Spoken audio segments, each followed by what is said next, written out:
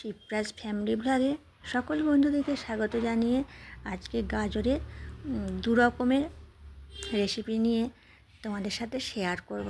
তো বন্ধুরা, তোমরা সবাই কেমন আছো? তোমরা আশা রাখছি ভালো আছো, সুস্থ আছো। তা দেখো, তার জন্য আমি কি নিয়ে নিয়েছি, খুব সুন্দর হয়েছিল। আর আমি নিয়ে নিয়েছি দেখো গাজর।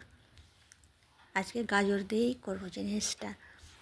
আমরা তো ধরো বাইরে থেকে অনেক কিছুই খাবার কিনে এনে খাই, মিষ্টি, ঝাল সব কিছুই। আর আমি আজকে যে জিনিসটা বানাবো দু রকমভাবে তোমাদেরকে দেখাবো। তোমরা পুরোটা দেখো, দেখলেই বুঝতে পারবে বন্ধুরা। আর আমার দেশের এবং দেশের বাইরের সকল বন্ধুদেরকে আমার ভালোবাসা জানিয়ে শুরু করছি। প্রথমে গাজরটা নিয়ে নিয়েছি। আর বন্ধুরা দেখো, গাজরের খোসাটা একটা টিলারের সাহায্যে ছাড়িয়ে নিচ্ছি। গাজরের খোসা যদিও খুব পাতলা, কিন্তু হলেও খোসাটা ছাড়িয়ে নেওয়াটাই ভালো হবে। দেখো, ব্যাস খোসাটা আমার ছাড়ানো হয়ে গেছে। এবারে দেখো কি করি। গাজরের যে সামনের অংশটা আছে এটাও বাদ দিয়ে দিচ্ছি, আর পিছনে যে অংশটা আছে এটাও বাদ দিয়ে দিচ্ছি। এবারে বন্ধুরা দেখো, গোল গোল করে কেটে নিচ্ছি। তো আমার কাটা হয়ে গেছে। ঠিক এইভাবে গোল গোল করে একটু পাতলা করে কেটে নিলাম।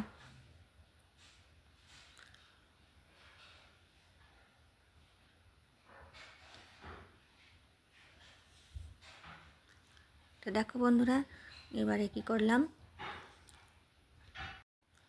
তারপরে একটা বাটি বসিয়ে একটু সামান্য সিদ্ধ করে নিলাম।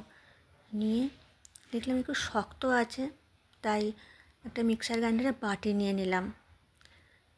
ভাবলাম যে যদি পেস্ট করে নিই তাহলে তো খুব ভালোই হবে। তাই মিক্সার গ্রাইন্ডারের বাটিটার মধ্যে গাজরগুলো নিয়ে নিলাম, আর মিষ্টির জন্য চিনি দিলাম অল্প করে, আর গোলমরিচের গুঁড়ো দিলাম, আর নুন দিলাম। দিয়ে একসাথে করে এক পাক ঘুরিয়ে নিলাম, আর সামান্য জল দিয়েছিলাম। দেখো, এবার মিশ্রণটা আমি নিয়ে নিলাম একটা পাত্রে। এরপর আমি কি করব, দেখো খুব সুন্দর কিন্তু এটা হয়েছে, একদম মোলায়েম হয়ে গেছে। এখন দিয়ে দিচ্ছি ময়দা। এবার ময়দা দিয়ে এটা আস্তে আস্তে মাখবো। একবারই অনেক বেশি ময়দা দেব না। দিয়ে দিচ্ছি একটা ছোটো তেলের পলা বা চামচ, যা বলবে, 2 চামচ রিফাইন তেল দিয়ে এবার ভালো করে মেখে নিচ্ছি। এবার আস্তে আস্তে এভাবে আমি মাখতে থাকবো। আর যেমন যতক্ষণ না ময়দাটা ঠিক মাখা যাচ্ছে, একটু একটু করে ময়দা আমি দিয়ে দিয়ে মাখবো। আর একবারই বেশ সবটা দিয়ে দিচ্ছি না। তো দেখো বন্ধুরা, আরও একটু প্রয়োজন, তাই আরও একটু ময়দা দিয়ে দিচ্ছি। এইভাবে সুন্দর মাখতে মাখতে একটা ডো তৈরি করে নেব।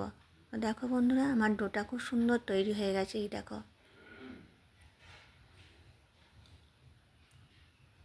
এরপর আমি এটা 5 মিনিটের জন্য ঢাকা দিয়ে রেখে দিলাম। ফিরে আসছি 5 মিনিট পর।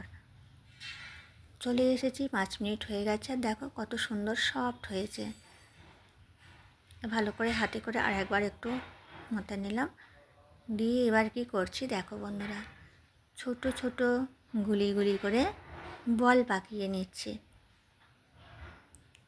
দেখো, এইভাবে আমি পুরো ডোটা থেকে ছোট ছোট করে এরকম বল পাকিয়ে নেব। তোমাকে কয়েকটা করে দেখিয়ে দিচ্ছি। তা দেখো বন্ধুরা, আমার এবার সব বলগুলো তৈরি হয়ে গেছে। এবার আমি একটা বল নিচ্ছি, আর কি করছি দেখো, হাতের তালুতে রেখে ভালো করে আরও সুন্দর করে শেপ দিয়ে নিয়ে আর এইভাবে চাপ দিয়ে চ্যাপটা করে নিলাম। দেখো, এবারে যে মাঝ বরাবর অংশ আছে ওখানটায় আঙুলটা ঢুকিয়ে গোল শেপ করে নিচ্ছি। দেখো, এই দেখো রিং করে নিলাম। এইভাবে রিং করে নিচ্ছি, বেশ সুন্দর করে একটু ঠিক করে নিচ্ছি।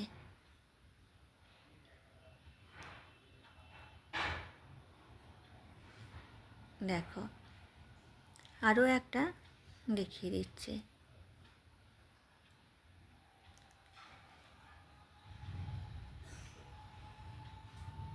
খুব সহজ পদ্ধতি আর সামান্য কিছু উপকরণই জিনিসটা তৈরি করা যাবে। এই দেখো, এই একটা করে নিলাম। এইভাবে বন্ধুরা আমি সমস্ত বলগুলো রিং তৈরি করে নেব। তো দেখো বন্ধুরা, আমার রিং তৈরি করা হয়ে গেছে। এরপর আমি গ্যাস ওভেন জ্বালিয়ে একটা বাটি বসিয়ে দিয়েছি, আর জলটা গরমও হয়ে গেছে। একটা ঝাঁঝরি বাটি নিয়ে নিলাম, একটা এর মধ্যে এবার দিয়ে দিচ্ছি একটা একটা করে যেগুলো আমি তৈরি করলাম সেগুলো পরপর পরপর আমি সাজিয়ে নেব।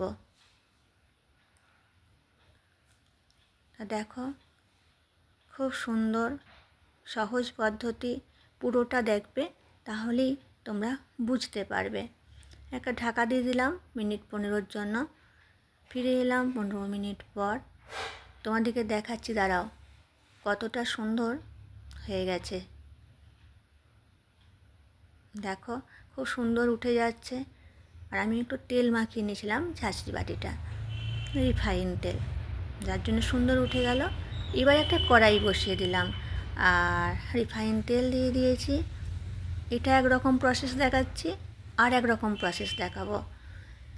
দিয়ে একটু নাড়াচাড়া করে এর মধ্যে দিয়ে দিচ্ছি 1 টিস্পুন সোয়া সস, 1 টিস্পুন টমেটো সস দিয়ে একটু নাড়িয়ে নিলাম ভালো করে। দেখো কত সুন্দর হয়েছে।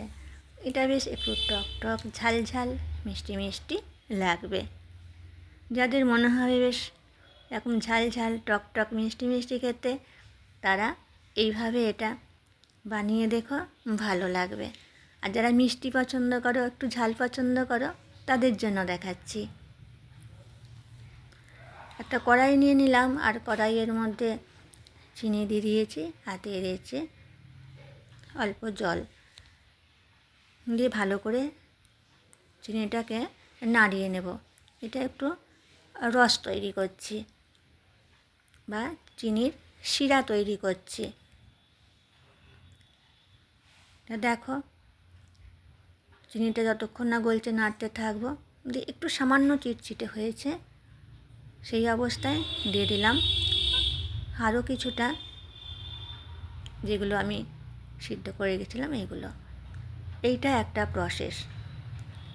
দিয়ে ভালো করে নাড়াচাড়া করে নিচ্ছি, আর ততক্ষণই নাড়বো যতক্ষণ না রসটা গায়ে লাগছে। দেখো, আস্তে আস্তে, আমি রস বলছি চলতি কথায়, এটা চিনির শিরা। দেখো, এবার ঠিক গায়ে লেগে গেছে, কড়াই শুকনো হয়ে গেছে, আর তুলে নিলাম। কত সুন্দর হয়েছে দেখো বন্ধুরা। আর টেস্টও ভালো হয়েছে, দু রকম টেস্ট। এটাও বেশ মিষ্টি মিষ্টি আর একটু ঝাল ঝাল, বেশ ভালো লাগছিল। তোমরা একবার হলো এভাবে বানিয়ে দেখতে পারো। দেখো কত সুন্দর লাগছে। আজকে তোমাদেরকে দু রকমের রেসিপি দেখালাম একই জিনিস দিয়ে। এই দেখো, নরমও হয়েছে, ভেঙে দেখিয়ে দিলাম। দেখো তোমরা বানিয়ে, যদি ভালো লাগে। আজ তাহলে আসি বন্ধুরা, আবার দেখা হবে আগামী দিনে। সকলে ভালো থেকো।